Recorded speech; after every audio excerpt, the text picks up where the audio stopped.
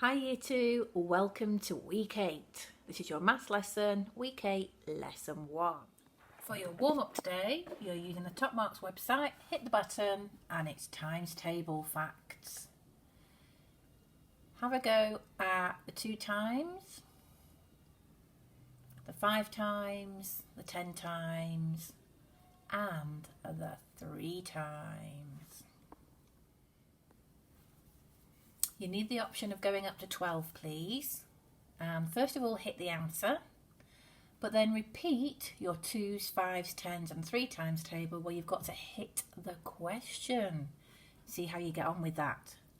Play a few times with each game and try and beat your score.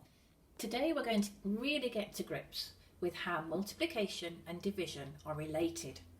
Remember, they are the inverse of each other. And we're going to use that fact to help us solve some problems. Do you remember the pentamons from last week? How many legs did they have? How many feet? How many arms or how many hands? Remember, words that start with pent usually have some connection to the number 5. And you can see that our pentamons have gone swimming and they've left their shoes in the changing room. There's no need to count the shoes. I'm going to tell you there are 35 shoes. So how many pentamons have gone swimming? What's a number sentence we need to think about to work that out? Well, we're trying to think, aren't we? How many monsters with 5 feet or 5 shoes would make that 35? So really we're doing 35 divided by 5, aren't we? So I'm going to use my fingers and my nose again. I'm going to count in 5s because they've got 5 shoes each. And I stop when I get to 35 because there were 35 shoes. 5, 10, 15, 20, 25, 30, 35. So 7 lots of 5 made 35. There must have been 7 monsters or pentamons. Can you see the related division facts?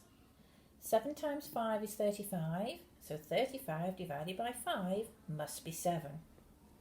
35 shoes, each pentamon needs 5, so there are 7 of them. Now we've got our 3-legged monsters going swimming, and there are 18 shoes. So how many 3-legged monsters have gone swimming? What multiplication fact can help you with that? And what division fact? You're doing this, aren't you? You've got your 18 shoes, they need 3 each. We need to decide how many monsters can have those 3 shoes each. So think about it, you're going to count to 18 in 3s. 3, 6, 9, 12, 15, 18. So 6 was your answer. So if 6 times 3 is 18, 18 divided by 3 must be 6. Let's look again at how multiplication and division are related. We know that 5 3s are 15. So what's the related division fact?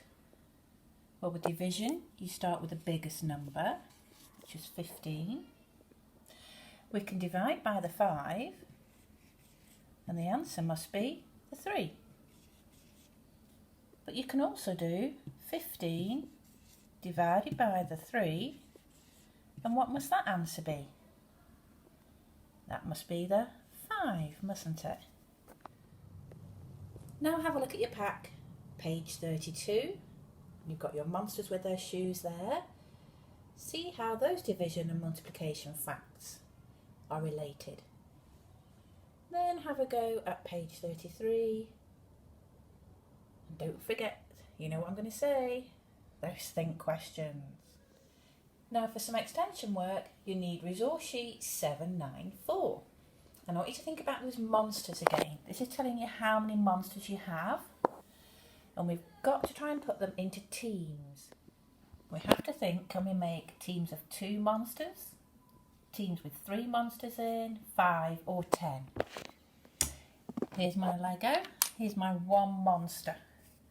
And you can see I can't make a team of 2 out of that 1 monster, or 3, or 5, or 10, hence the crosses. But if I have 2 monsters, I can make a team of 2, can't I?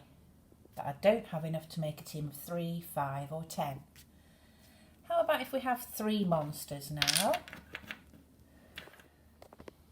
Well, I can't make equal teams of 2, can I? If there's 2 there, I've got 1 left over. So we need to put a cross in here. But I can make 1 team of 3. So we put a tick in here. There aren't enough monsters for a team of 5 or a team of 10. Let's try 4 monsters now. Here's my 4. Can I make equal teams of 2? I can, can't I? They're the same size, no monsters left over. So we need a tick here. If we make a team of 3, we've got 1 over, or 1 remaining. Doesn't work. See if you can fill in the rest of that sheet. And that's it for today, boys. Well done. Keep working hard and I'll see you tomorrow. Bye.